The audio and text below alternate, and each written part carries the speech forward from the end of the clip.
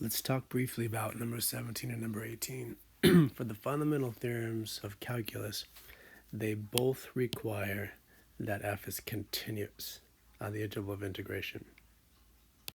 So if we want the domain of function capital F, and capital F is a definite integral, then the definite integral by the fundamental theorem of calculus requires that this function little f is continuous.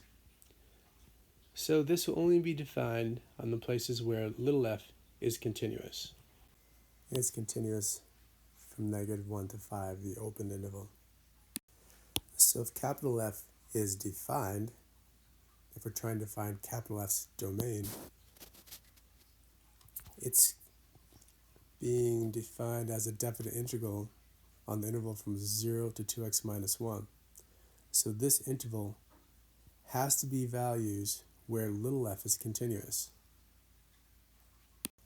by the fundamental theorem of calculus. This only works if this function is continuous on this interval, in this case from 0 to 2x minus 1.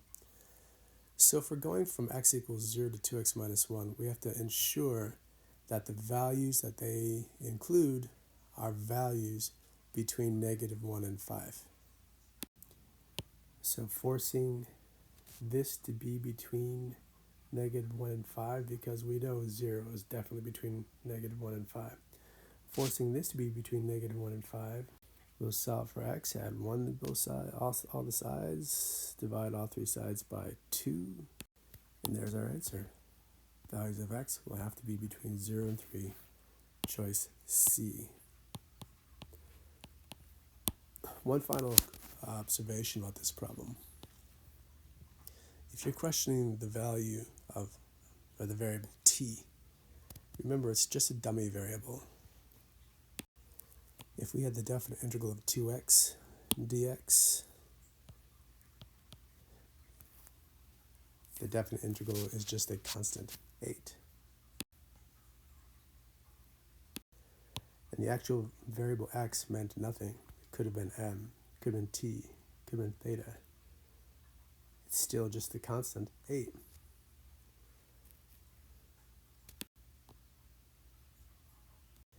So this definite integral, which is a function, because when one of the limits has a variable in it, it becomes a function.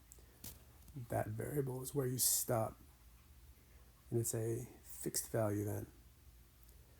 And therefore we can't use a variable if it's that same letter is being used as a fixed value. So we need to change the letter, and it can be anything, because with definite integrals it's a dummy variable. It can be anything. So anyway, that's why we changed it to t, but we're really talking about this function of x here. All right, I hope that explains why the correct answer was C in number 17. Quickly, in number 18, we find capital F prime of 2. So we're taking the derivative of both sides to get f prime. And here we have the fundamental theorem of calculus part 2, the derivative of the antiderivative. And we know that that answer is going to be the function f evaluated at that upper limit, multiplied by the derivative of that upper limit. And in this case, we want to know what this is equal to when x equals 2.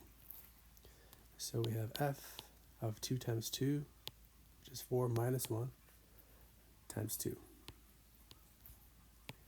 And f of 3 we can see in the graph was equal to 2.